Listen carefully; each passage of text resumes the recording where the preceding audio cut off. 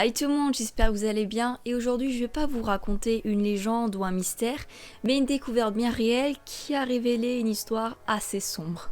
Perdons pas plus de temps, c'est parti pour la vidéo.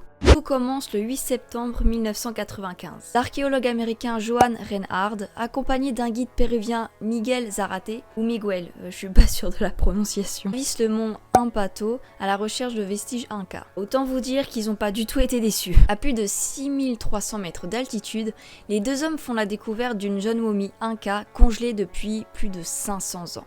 La jeune momie a été baptisée Juanita, tout simplement parce que Johan en espagnol ça fait Juan et ils ont pris l'équivalent féminin. Lorsqu'ils l'ont découverte, le tissu qui lui couvrait le visage n'était plus en place. Du coup, ravagé par le soleil, son visage était desséché et commençait à craqueler, alors que son corps, lui, sa chair et ses organes étaient glacés et intacts.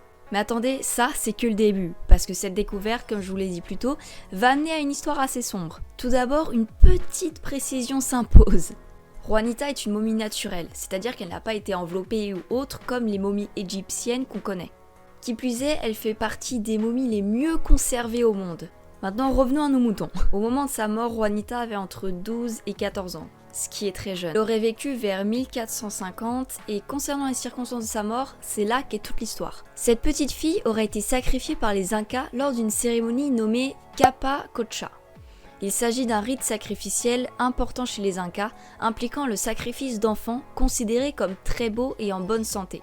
Pourquoi ce rite était aussi important? Je vais vous l'expliquer. C'est tout simplement parce qu'il s'agissait d'offrandes humaines qui avaient pour but d'apaiser la fureur du volcan et de demander aux montagnes de bonnes récoltes. Concernant le déroulement de la cérémonie en elle-même, les Incas avaient marché presque 600 km depuis Cusco jusqu'au lieu du sacrifice.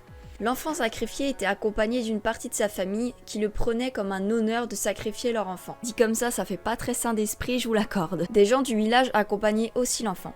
Le groupe gravit la montagne après y avoir passé une nuit à plus de 6000 mètres d'altitude.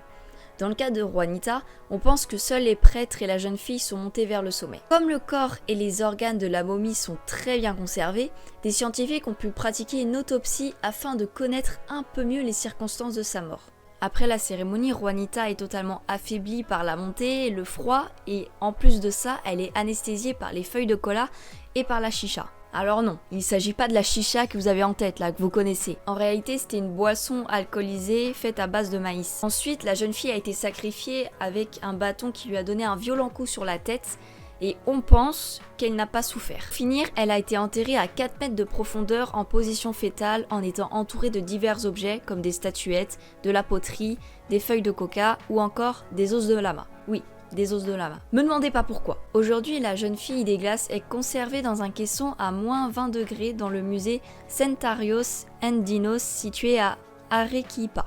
Chaque année, elle est exposée de mai à décembre et hors cette période-là, c'est une autre momie naturelle congelée nommée Sarita qui est exposée pendant que Juanita est en préservation. Vous croyez vraiment que l'histoire s'arrête là? Je vous rassure, il n'y a pas une histoire de malédiction ou autre par rapport à cette momie-là. Peu après la découverte de Juanita, Johann Reinhardt, l'archéologue américain, est toujours accompagné de son guide péruvien Zarate et d'après eux, il y avait forcément d'autres vestiges incas de ces sacrifices et du coup ils décident de retourner sur le lieu.